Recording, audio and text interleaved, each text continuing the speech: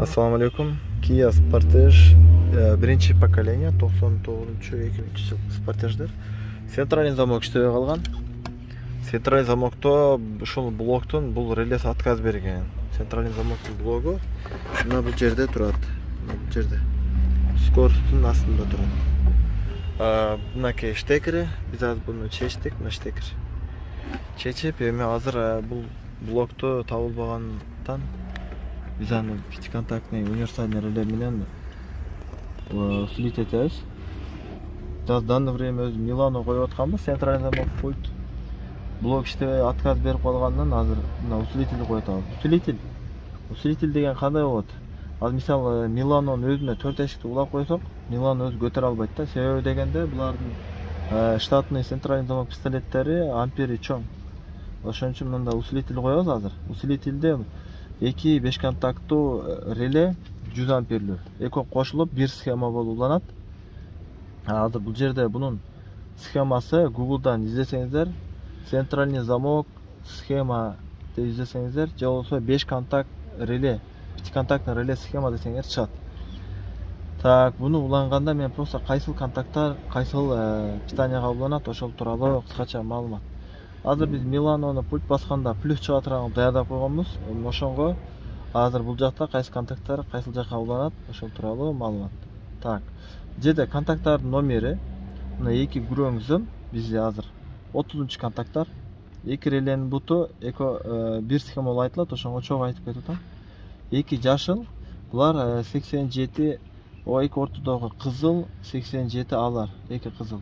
2 кара 85, 2 көк мына 86. Эми так, бизде азыр 2 жашылыбыз плюсовойго кетет, прямой плюсовой. 2 ортодогу 87А минуска кетет. Анан бизде Миланодо плюс чыкканы үчүн 85 контакт, 2 релен тең 85 контакттарын тоже массага кошуп улайбыз. Мынакей азыр массага 4 сым кетти. 87А анан 85тер кетти. Плюска мынакей 87 кетти. 2.30 бул пистолеттерге чыккан выход.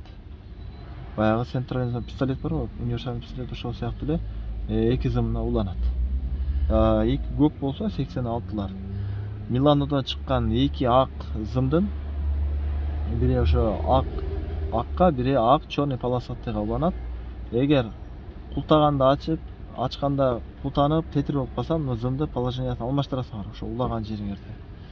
Ошондо усилитель уланат, ошондо кандай болуп иштейт? Кандайча бул усилитель болуп калат, ошол тууралуу кыскача маалымат.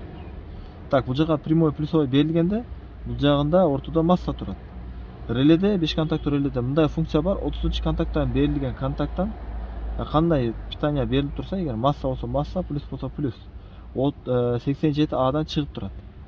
Демек биз азыр бул жерде тетерип кылып атабыз. 87Адан прямой минус берип атабыз. 87А минус берип атабыз. Значит, булардан кандай питания кирсе, 30 контакттардан ошол питания чыгып турат. Биз азыр 287Ада экөөнү тең масса бар, значит, азыр экөөнү тең масса бар. Качан биз муну релеге экинчи буту массада турат, плюс бергенибизде, бул жашылдан келген плюсту, 87ден келген плюсту 30 контактка ыргытат. Азыр бир эле реле иштеген үчүн экинчи жагында өзү минус бар эле, экинчи жагында плюс пайда болгондо реле ачат. Качан уже пульттун ача турган пульттун бастык, эми жаба турган пульттун бастык бул реле иштейт. Ачканда бул, жапканда бул болуп ач дегенде бул бир реле иштейт, экинчиси массага туруп берет да. Ошентип алмашып иштейт. Ошондо бул жакта келген силовой плюс менен минусту бул жака жөнөтөт. Ошондо кеминде бир 100 амперден көп питания чыгат да бул жактанчы. Силовой. Миланонун өзүндө орточо эсеп менен 50 амперден көп эмес питания чыгат да, себеби анын ичиндеги реле өтө кичинекей реле болот да, анын ампер азайып кетет. Мага окшогон реле болот, бирок bundan дагы слабый болот. Бул жерге ампери жазылбаптыр, негизи алардын ампери өтө аз болот. Булар дагы заводской релелер. Миланонун ичинде bundan дагы кичинекей китайский варианттагы релелер болот. Ошон үчүн атайын мындай усилитель коюлат. Буну дагы азыр улаганда бир көрсөтөбүз. Мынакей азыр бул жерде зымдар даярдадык. Мына 2 зым. центральный замокко кеткен, пистолетке кеткен эки сым. Бул болсо масса, бул прямой плюсовой. Ошол блокко келген өзүнүн питаниясынан бөлдүк. Эми центральный замок зымдары тапканда мында алып негизи биз буга чейин текшердик, бирок мындай текшергенде экинчи зым барып отмоткадан айланып келген текшерип алсаңыздар болот. Колонка тапкан сыяктуч. Так, ушунда азыр кандай болот? Мынакей плюска. Эң биринчи плюсту улайбыз. Эки пятиконтактный реле бириккен, экөөнүн 87-чи контакттарын биз плюска улайбыз, прямой.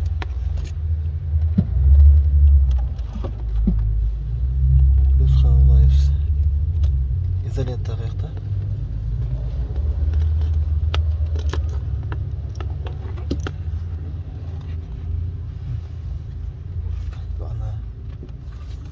Короткий болбош барып коеюн да. Анан калганын ойлойбуз.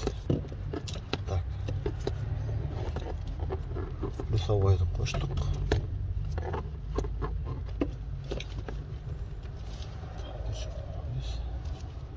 Biraz слабый болуп калды.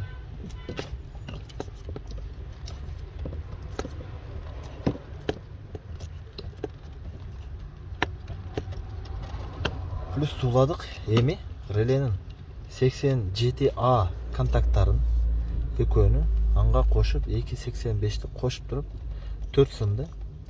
Дагы айтам, 87А контагы, анан 85 2 контакт. Реленин 2 ортоңгу, анан 2 чекесиндеги, мисалы, мына реленин ортосу, бу реленин ортосу, анан бу реленин четиндеги 85, бу реленин четиндеги 85, 4 сым. Биригет дагы массага кетет.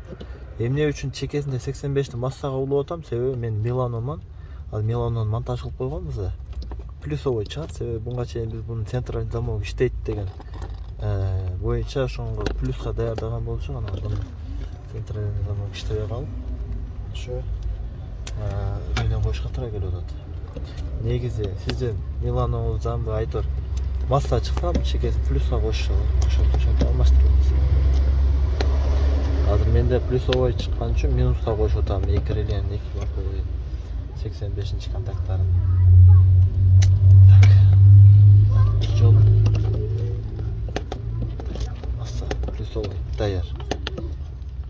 Эми мына пистолеттин 2 зымы, буга 30-чы контакттар. Реленин 30-чы контакттар экөө пистолеттерге кеткен выходтарга уланат. Мына экөө пистолетке кеткен. Центр замоктун пистолеттерине ушу экөөнү мындай отуланат.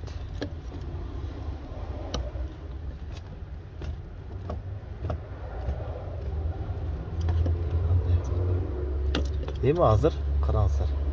Экөө пистолетке кетти, но 4 зым 87А, 85, 87А, 85 массага 87 контакттары плюска уланды. Эми иштетип көрөбүз. Азыр бул көк зымды массага плюска бере турган болсок култайт, бул көктү плюска бере турган болсок ачат.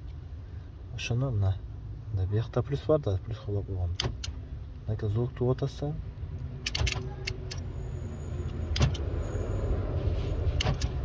Ошентип иштейт. Эми азыр меланодан чыккан 2 плюсовойду ачканды буга, жапканды буга улап койсок болду, иштеп калат. Эгерде ушуну улагандан кийин култаганды башта ачып, ачканды башта жабып калса, анда мына 2 зымга уланган меланодан кийин зымдарды алмаштырып коебуз, ошондой болду.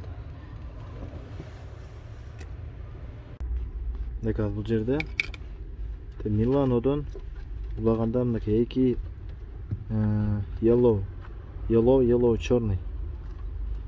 Экөөнө плюсовой бергенбиз.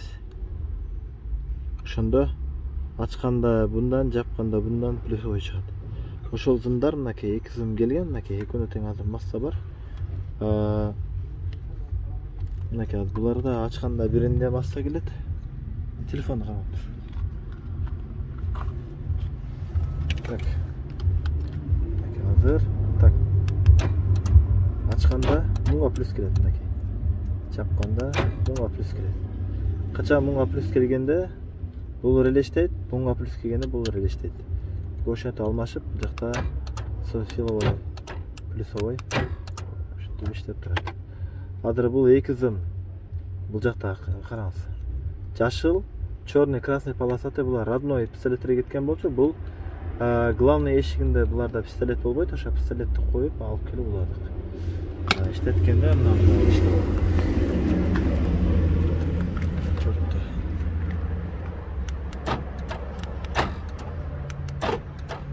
Күчтүү да иштеп калат да. Өзүнүн эски эшиктери аябай эле слабый болот, ошо эшиктер да жакшы иштеп калат.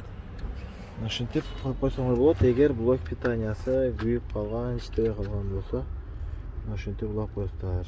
Блок питания мына ушу жерде болот, астында болттар, ТК болттар менен катып турат. Кийинки видеолорго чейин, ассалам алейкум.